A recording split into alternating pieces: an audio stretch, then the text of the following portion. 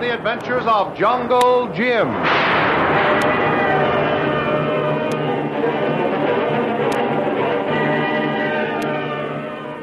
The Adventures of Jungle Jim, broadcast weekly over this station, are dramatized from the full-color action pictures to be found in the Comic Weekly, the world's greatest comic supplement that comes to you each week with your Hearst Sunday newspaper.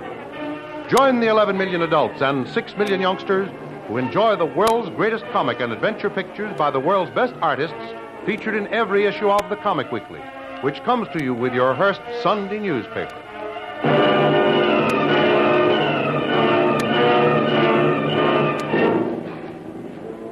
Having bidden farewell to Lieutenant Watkins, who returns to Cristobal, Jungle Jim, Kitty, and Kolu pitch camp for the night. Next morning, after carefully destroying all traces of their camp, they begin their trek through the steaming Panama jungle, skirting the shores of Gatun Lake. It's a tough and arduous trip, for Jim avoids any trails or paths where they might possibly be spotted and followed. Instead, he prefers to remain hidden in the dense jungle, although it means hacking every foot of the way through the heavy undergrowth. In the middle of the afternoon, they reach a small, narrow clearing, where Jim halts the party and once again pitches camp. As soon as they're settled, Jim gets together with Kitty and Kolu over a map to give them instructions. Kolu, and you too, Kitty, I want you both to listen very carefully to what I have to say. Because after tomorrow morning, you two are to be on your own. You mean we're going to split up? That's the idea, Kitty. You and Kolu will go together, while I work out a little plan of my own. We're not going to be very far apart in a matter of distance, but we must avoid meeting each other, except, say, once a week. I'll arrange the time later. What do we do in the meantime, Jim? Well, look closely at this map. Now, according to the plot, here, and I plotted this out by compass, we've been following the northern shore of the lake and should be right about here on the map. Then really we're not very far from the shore of the lake. No, there's the shoreline, and all those squares there mark plantations. Those marked in blue are, according to the Army intelligence men, very friendly. But that's what I want to make sure of. And that's going to be your job, yours and Kolu's. You want us to visit these various planters and without arousing any suspicion or revealing our true identity, check up on these planters and report to you anything that might appear suspicious about them. That's the idea, Kitty. You can pose as a naturalist or a scientist or something equally disarming. Now, turn on that charm of yours, and above all, keep your eyes and ears open all the time. And what plantation do you want us to try first, Jim? Well, this one is the nearest. Let's see. Doc Beard is the name of that planter. Work on him. Now, Kolu, here's what to do. When you leave here in the morning, start due south and work a little to the west. And you'll come out on the shore of the lake, and from there, you'll be able to see Doc Beard's place. Be good, Tuan. I go... Listen, Tuan, you hear that? Yes. That be signal drum, Tuan. Native signal someone. Oh, and that's what it sounds like, all right. Let's listen.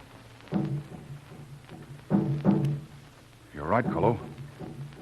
That first drum wasn't far from here. They sent a signal, and someone else, far off to the north, is picking it up and relaying it to someone else further on. You mean the natives are actually sending messages, just like a telegraph system? That's it, Kitty. I'll explain it in a minute. Kolu, pick yourself out a good high tree, climb up and look around. See if you can see any open trails near here or any natives. Yes, Tuan. I go. Yes, Kitty. These natives use signal drums in much the same way we use the telegraph. Oh. These drums are made from long, hollow logs and have a resonant ringing tone that carries a long way. The natives have a regular code like our dot and dash system and send messages to one another. Warnings of approaching danger. They tell the position of game when they're hunting. Is it possible they may have sighted us and are warning someone of our approach? Well, it's possible, but not very probable. We haven't penetrated deep enough into this country to be near their outposts yet. And I've kept to the deep jungle to cover up our movements. Are these natives hostile to white men? According to the Army intelligence, yes. But they think the Indians are being encouraged by the man who's behind this plot to sabotage the canal. Oh, is that the reason you're going off into the jungle? To scout these Indians and see how they work? Yes, that's one of the reasons.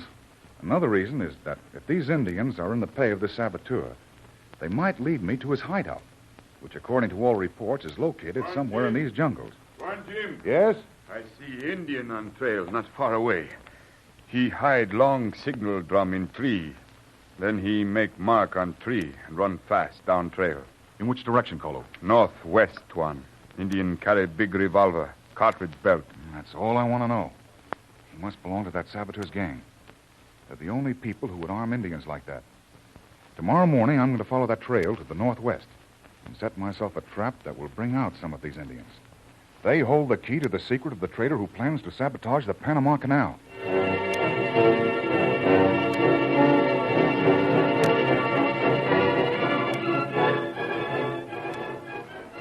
If Jim and Kolu had only been able to read the code used by the Indians on their signal drums, they would have known that their presence in the jungle was no longer a secret. For the Indian who was sending out the warning was the same Indian who had watched them land from Lieutenant Watkins' launch and was hurrying to report their arrival to the sinister J7. Deep in his hidden cave, poring over his maps, he is forewarned of the approach of his Indian scout by one of his guards. Excuse, Master. The signal drum sound. We have message from Pedro. From Pedro? He was stationed on the lookout point on Gatton Lake. Yes, Master. He has left the post and hurries here with all his speed. And what was the message he sent on the signal drum? Just 2 words, Master. Danger threatens. Very well, Quinto. Send out the word for your men to report at once. Yes.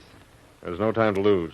They must be ready for action as soon as Pedro brings us the word as threatened. Pedro should be here soon with station, and is one of us. Send him to me as soon as he arrives. Yes. In the meantime, send out the word for the men to assemble. Our work has progressed too far to allow it to be halted now. We must press forward to an early and successful finish. There must be no failure now. Never fear, Master. We will not fail. I go to summon our warriors. Now that you have rested from your swift journey over the trail, Pedro, tell me of this new danger that threatens us. From my lookout post in the rocks, I watch a motorboat approach and stop offshore last night. Yes? The moon shines brightly. It's almost like day. The motorboat is driven by 2 officers from the army post. In the boat, there are 3 strangers, 2 men and a woman, Master. 2 men and a woman. Si. White people, Pedro? Si. One man is white, Master. The other a very strange man whose kind I do not see before.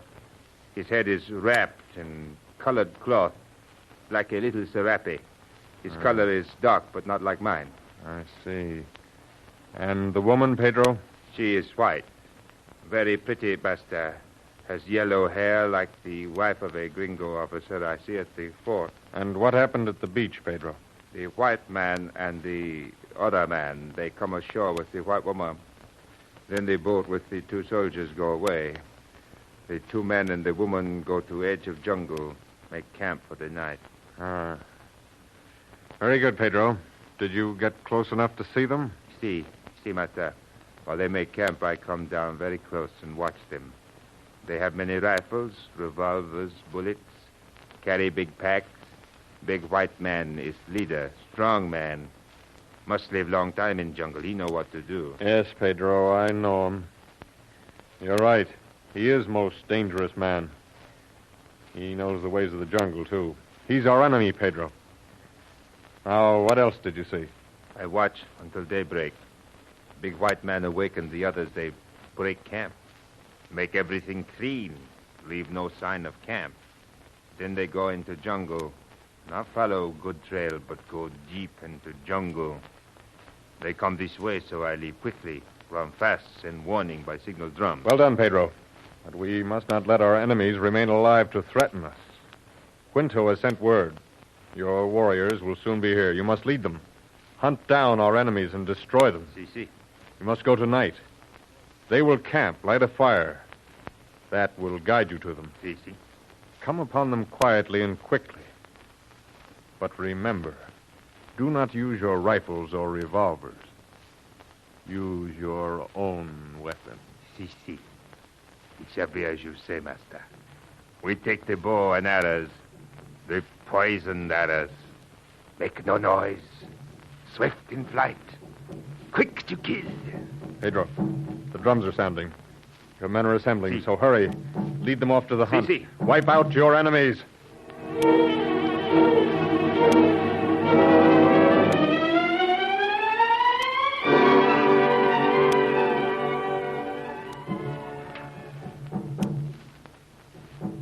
Tuan Jim. You hear? Signal drums again. Sound come from the north. Yes, I can hear them, Kolu. It's got me worried. What does it all mean, Jim? I may be wrong, Kitty. But I think that despite all our precautions, we may have been sighted by one of these Indians. Maybe the one Kolu saw running at top speed down the trail. And those signal drums are warning the other Indians of our arrival? Worse than that, Kitty. They're calling out the Indians to begin hunting us down. Anyhow, we're not going to take any chances. What we do now, Tuan? We're going to get out of here in a hurry. It's not safe to camp out in the ground where these Indians can find us and shoot us full of those poison arrows while we're asleep. Where can we go? Up in the trees. And do it right now before it gets too dark. Kolu, get the stuff together. Yes. Well, I'd pick out a good big tree to hold us. There be good tree where I climb to look for Indian. See, over there. Okay. Let's carefully cover up all our tracks here and obliterate them as we go along. When we get to the tree, we'll make a rope of those heavy vines to haul ourselves up into the tree. Take our shoes off, too, so they won't leave any telltale marks on the tree trunk. You mean we'll spend the night in the trees, Jim? Sure, Kitty. We'll fix you up so you won't fall out, all right? Don't worry. You all set, Kolu? Yes, Tuan. Be ready now. Good. Let's go. Boy, it's a good thing we didn't light a fire. That's one of the things those Indians will be sure to look for. But we'll fool them on that tonight. And tomorrow, I'll use a fire to trap them. But how, Jim? That's my little secret, Kitty. There isn't time to explain it now. We've got to make ourselves scarce. When darkness falls, death stalks the jungles.